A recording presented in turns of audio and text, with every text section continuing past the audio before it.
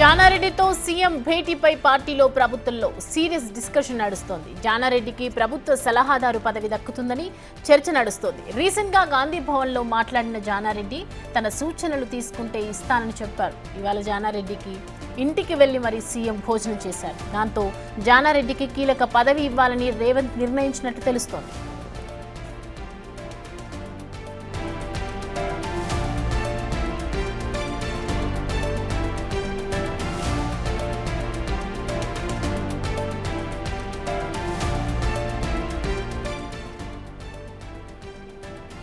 జానారెడ్డితో CM భేటీపై పార్టీలో ప్రభుత్వంలో ఇటు సీరియస్ డిస్కషన్ నడుస్తోంది. జానారెడ్డికి సంబంధించి ప్రభుత్వ అడ్వైజర్ పదవి దక్కుతుందనే చర్చ జరుగుతోంది. రీసెంట్గా గాంధీ భవన్లో మాట్లాడినటువంటి జానారెడ్డి తన సూచనలు తీసుకుంటే ఇస్తానని చెప్పారు. ఇవాళ జానారెడ్డికి ఆయన ఇంటికి వెళ్లి సీఎం భోజనం చేశారు. దాంతో జానారెడ్డికి కీలక పదవి ఇవ్వాలని రేవంత్ నిర్ణయించినట్లు తెలుస్తోంది.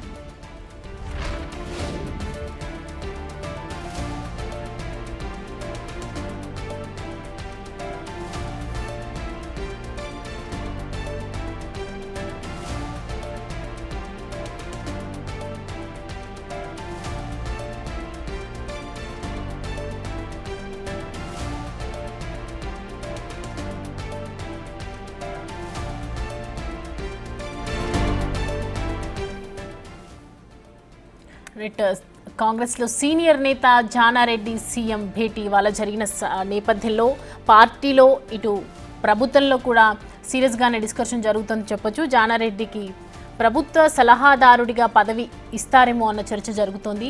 రీసెంట్గా గాంధీ భవన్లో మాట్లాడినటువంటి జానారెడ్డి తన సూచనలు తీసుకుంటే ఇస్తాను, ఎప్పుడూ ఎల్లప్పుడూ అండగా ఉంటానని గతంలో పార్టీ గెలిచినప్పటి నుంచి కూడా చెప్తూనే ఉన్నారు జానారెడ్డి.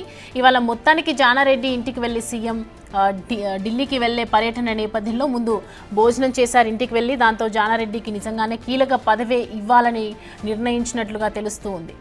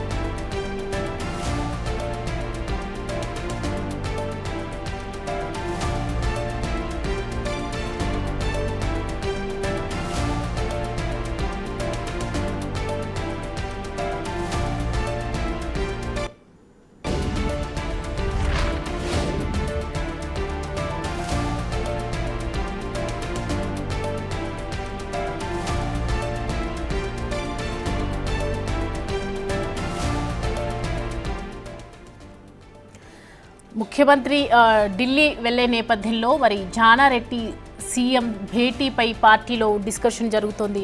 జానారెడ్డికి సంబంధించి ప్రభుత్వ సలహాదారుకు పదవి ఇస్తారేమో అన్న చర్చలు అయితే జరుగుతూ ఉన్నాయి. ప్రజెంట్ ఈ నెల 7-8 తేదీలలో ముఖ్యమంత్రి ఢిల్లీలో ఉండటంతో పీసీసీ అధ్యక్షుడు మహేష్ కుమార్ గౌడ్, రాష్ట్ర వ్యవహారాల ఇన్ఛార్జ్ మీనాక్షి నటరాజన్, ఉప ముఖ్యమంత్రి బట్టి విక్రమార్క, పీసీసీ అధ్యక్షుడు ఉత్తమ్ కుమార్ రెడ్డి ఢిల్లీ వెళ్లే అవకాశం ఉంది. అలాగే అభ్యర్థులకు సంబంధించి ఎంపిక చేసుకునే అవకాశాలు ఉన్నాయి. పార్టీకి సంబంధించిన డిస్కషన్స్ కూడా జరుగుతూ ఉన్నాయని చెప్పి గుసగుసలు వస్తున్నటువంటి సమాచారం అందుతున్నటువంటి నేపథ్యంలో ఇవాళ జానారెడ్డి ఇంటికి వెళ్ళి భోజనం చేసిన నేపథ్యంలో మరి జానారెడ్డికి కీలక పదవి పార్టీకి సంబంధించి ఇవ్వబోతున్నారు అనే మాటలైతే వినిపిస్తూ ఉన్నాయి.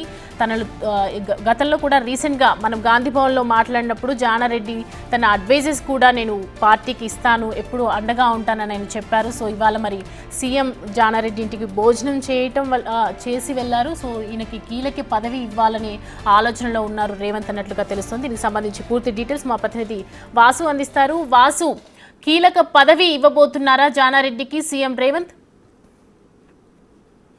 సౌమ్య, చూస్తున్న పరిణామాలు మనకు అలానే కనిపిస్తున్నాయి. సీఎం రేవంత్ రెడ్డి సీనియర్ నేత జానారెడ్డి నివాసానికి వెళ్ళి అక్కడ దాదాపు గంటకు పైగా ఉన్నటువంటి నేపథ్యంలో కూడా ఇటు ప్రభుత్వంతో పాటు పార్టీలో కూడా చాలా పెద్ద ఎత్తున చర్చ సాగుతుంది. ఒక పక్కన సచివాలయంలో కేబినెట్ సమావేశం కొనసాగుతుంది. రేపు సీఎం ఢిల్లీ టూర్ వెళ్ళనున్నారు. రీసెంట్గా ఎమ్మెల్సీ రిజల్ట్స్ కావచ్చు, రేపు రాబోయేటువంటి ఎమ్మెల్సీలకు సంబంధించినటువంటి అభ్యర్థుల ఖరారు కావచ్చు, వీటన్నిటి నేపథ్యంలో కూడా ప్రస్తుతం జానారెడ్డితో కూడా రేవంత్ రెడ్డి భేటీ కావడం కూడా ఒక ప్రాధాన్యత సంతరించుకుంది. పెద్ద ఎత్తున కూడా చర్చ సాగుతుంది. అయితే ఇటీవల కాలంలో గాంధీ భవన్లో ఒక సమావేశంలో కూడా జానారెడ్డి అవసరమైతే నేను ప్రత్యక్ష రాజకీయాలకు దూరంగా ఉంటాను కానీ సలహాలు సూచనలు ఇచ్చేందుకు సిద్ధమని కూడా ఆయన చెప్పారు. ఇక రీసెంట్గా ఏఐసిసి తెలంగాణ ఇన్ఛార్జి నటరాజన్కు సంబంధించినటువంటి భేటీ విషయంలో కూడా ఆమె కూడా సీనియర్ల సలహాలు తీసుకోవాలని కూడా ఇప్పటికే సూచన చేసినటువంటి నేపథ్యంలో కూడా రేవంత్ రెడ్డి జానారెడ్డితో భేటీ ఒక సంచలనంగా మారుతోంది. అయితే ప్రధానంగా కూడా ఒక కీలక పదవిని జానారెడ్డికి అప్పచెప్పే యోచనలో ఉన్నారు. ఎందుకంటే ప్రభుత్వానికి సలహాలకు సంబంధించి ఒక సీనియర్ అధికారి, ఒక సీనియర్ నాయకుడు అవసరమని కూడా పార్టీ భావిస్తున్నట్టుగా మనకు సమాచారం అవుతుంది. ప్రభుత్వం కూడా అదే అంశాన్ని ప్రస్తావన తెచ్చినట్టుగా తెలుస్తూ ఉంది. కాబట్టి జానారెడ్డికి సంబంధించి ముఖ్య సలహాదారుడు ఒకవేళ నియమించే అవకాశం కనిపిస్తుంది. క్యాబినెట్ హోదాతో కూడినటువంటి ముఖ్య సలహాదారుడు పోస్టు ఒకవేళ ఆయనకి ఇచ్చే అవకాశాలు కూడా లేకపోలేదని తెలుస్తూ ఉంది. ఇక ప్రధానంగా అయితే ఈ ప్రభుత్వంలో సలహాదారునికి సంబంధించి కూడా జానారెడ్డి పేరును దాదాపుగా ఖరారు చేసినట్లుగా మనకు సమాచారం అవుతుంది. అయితే జానారెడ్డికి సంబంధించి దాదాపు 7 సార్లు ఎమ్మెల్యేగా గెలుపొందారు. ఆయన దాదాపు 11 నుంచి 14 శాఖల మంత్రిగా ఆయన పనిచేశారు. సిఎల్పి నేతగా కూడా ఆయన పనిచేశారు. కాబట్టి ఆయనకు ఒక ప్రభుత్వాన్ని నడిపేందుకు దాదాపు ఉన్నటువంటి అన్ని అర్హతలు ఆయనకు ఉన్నాయి. ఒక ప్రభుత్వానికి సలహాలు సూచనలు చేసేందుకు ముఖ్య సలహాదారుడిగా అతడు క్యాపబిలిటీ ఉన్నటువంటి పర్సన్గా కూడా ఇప్పటికే ఏఐసిసితో పాటు రీసెంట్గా వచ్చినటువంటి నటరాజన్ కూడా సీనియర్ నేతల సలహాలు తీసుకోవాలనే సూచన మేరకు కూడా ఒక ప్రభుత్వం కీలక నిర్ణయం తీసుకోబోతుందా అంటే ఈరోజు సీనియర్ నాయకుడు జానారెడ్డితో ముఖ్యమంత్రి రేవంత్ రెడ్డి భేటీ అదే సంకేతాన్ని ఇస్తున్నట్టుగా తెలుస్తూ ఉంది. పార్టీలో కూడా పెద్ద ఎత్తున చర్చ సాగుతుంది. మరి చూడాలి కేబినెట్ భేటీ తర్వాత జరగబోయేటువంటి ప్రెస్ మీట్లో ఏమైనా వివరిస్తారా, లేదంటే ఢిల్లీ టూర్ తర్వాత రేవంత్ రెడ్డి మళ్ళీ ఏమైనా దీని గురించి ప్రస్తావించే అవకాశం ఉంటుందా? ఏదేమైనప్పటికీ కూడా ఒక సీనియర్ నాయకుడు జానారెడ్డితో భేటీ కావడం మాత్రం ప్రస్తుతం పార్టీతో పాటు ప్రభుత్వంలో చాలా చర్చనీయాంశంగా మారింది. ముఖ్య సలహాదారుడిగా నియమిస్తారా లేదా ఇంకేదైనా పోస్ట్ ఆయనకి ఇవ్వబోతా ఉన్నారా అంటే మాత్రం చూడాలి. జరుగుతున్న పరిణామాలు మాత్రం అదే చెప్తా ఉన్నాయి. ఎందుకంటే రీసెంట్గా జరుగుతున్న పరిణామాలకు సంబంధించి కూడా ప్రభుత్వంలో మంత్రులు కావచ్చు, రీసెంట్గా జరిగినటువంటి వ్యవహారాలు కావచ్చు, పార్టీ పదవులు ప్రభుత్వ పదవులకు సంబంధించి అనేక డిస్కషన్స్ ప్రస్తుతం కొనసాగుతున్న నేపథ్యంలో కూడా రాబోయే ఎమ్మెల్సీ ఎన్నికలు కావచ్చు, జరిగిపోయిన ఎమ్మెల్సీ ఎన్నికలు కావచ్చు, రాబోయే స్థానిక ఎన్నికలకు సంబంధించి కావచ్చు, జెడ్పీటీసీ ఎంపీటీసీ సర్పంచ్ ఎన్నికలు కూడా ముందు రోజుల్లో జరగాలి. కాబట్టి అంటే పార్టీని ఒక క్రమబద్ధీకరణ క్రమంలో తీసుకెళ్లేందుకు ఖచ్చితంగా ఒక సీనియర్ సలహాదారుడిగా ఉండాల్సినటువంటి అవసరం ఉంది. కాబట్టి జానారెడ్డి అత్యంత సీనియర్గా ఉన్నారు. ఆయన ప్రభుత్వంలో పనిచేశారు, సిఎల్పి నేతగా ఉన్నారు, ఎమ్మెల్యేగా 7 సార్లు గెలిచారు అన్న అంశానికి సంబంధించి ప్రతిపాదన కూడా తీసుకొచ్చే అవకాశం అయితే కనిపిస్తూ ఉంది. జానారెడ్డికి ఒక కీలక పదవి ధరలోనే దక్కేటువంటి అవకాశం ఉంది. అతని ఎక్స్పీరియన్స్ని సీనియారిటీని ఖచ్చితంగా కూడా వాడుకోవాలని ఆ ప్రభుత్వం ఆలోచనలో ఉన్నట్టుగా మనకు తెలుస్తూ ఉంది. సో వాసు అయితే 15 ఏళ్లుగా మంత్రిగా పనిచేశారు జానారెడ్డి. సో ఈ పదవి మరి అంటే గతంలో భేటీ జరిగినప్పుడు కూడా కొడుకుకి సంబంధించి జరుగుతుంది డిస్కషన్ అని చెప్పి అన్నారు. సో ప్రజెంట్ మరి అడ్వైజర్గా ఆయన స్వీకరించే అవకాశాలు ఎంతవరకు కనిపిస్తున్నాయి? అసలు జానారెడ్డి ఏమంటున్నారు? స్పందన ఏ విధంగా ఉండబోతోంది?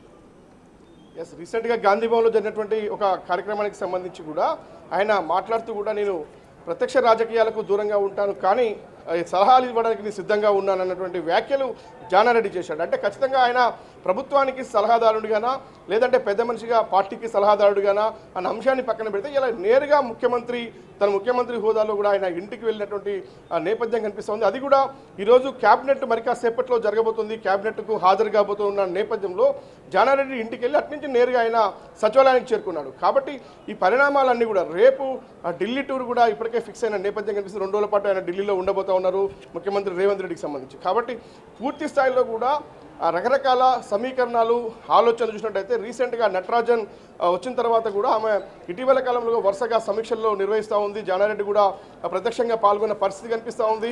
అంటే గతంలో అనేక సందర్భాల్లో కూడా కొన్ని డిస్కషన్ కులగణన నేపథ్యంలో కూడా జానారెడ్డి కూడా ఆ యొక్క మీటింగ్లో నేరుగా హాజరయ్యారు.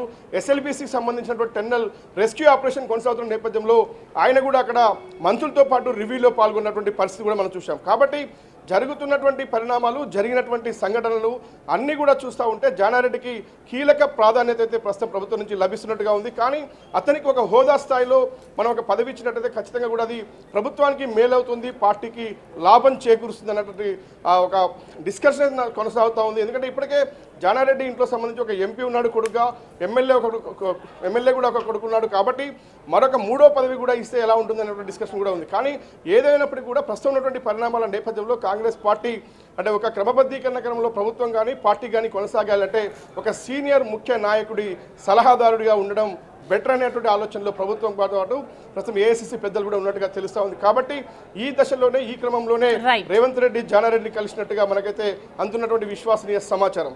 కానీ అధికారికంగా మరి ఎప్పుడు ప్రకటన వస్తుందో చూడాలి. లేదంటే అతని సలహాలు కేవలం గౌరవప్రదంగా మాత్రమే స్వీకరిస్తారా, పదవిస్తారా అన్న అంశానికి మాత్రం క్లారిటీ రావాల్సి ఉంది. ఎందుకంటే ప్రభుత్వం ముఖ్య సలహాదారుడు పోస్ట్ అంటే మాత్రం ఖచ్చితంగా కూడా ఒక క్యాబినెట్ హోదా ర్యాంక్ అవుతుంది. కాబట్టి మరి అలాంటి పదవి ఏమైనా జానారెడ్డి కట్టబెట్టబోతా ఉన్నారా చూడాలి. ఎందుకంటే ఆయనకున్నటువంటి ఎక్స్పీరియన్స్ కావచ్చు, ఆయన అనుభవించినటువంటి పదవులు కావచ్చు. ఎందుకంటే ఎన్టీఆర్ మొదలుకుంటే, రాజశేఖర రెడ్డి మొదలుకుంటే చాలామంది ముఖ్యమంత్రుల దగ్గర కూడా ఆయన పనిచేసినటువంటి నేపథ్యం, చాలా పార్టీలో కూడా చాలా కీలక నేతగా కూడా ఆయన ఉన్నటువంటి పరిస్థితి, ఆయన ఏకతాటిపైన పార్టీని నడిపినటువంటి సందర్భాలు, సిఎల్పి లీడర్గా కూడా ఆయన సమర్థవంతంగా నిర్వహించిన నేపథ్యంలో కూడా ఖచ్చితంగా జానారెడ్డికి ఒక ముఖ్య కీలకమైనటువంటి పదవి అయితే రాబోతున్నట్టుగా మనకు ఉన్నటువంటి సమాచారం. Thanks for the updates Vasu.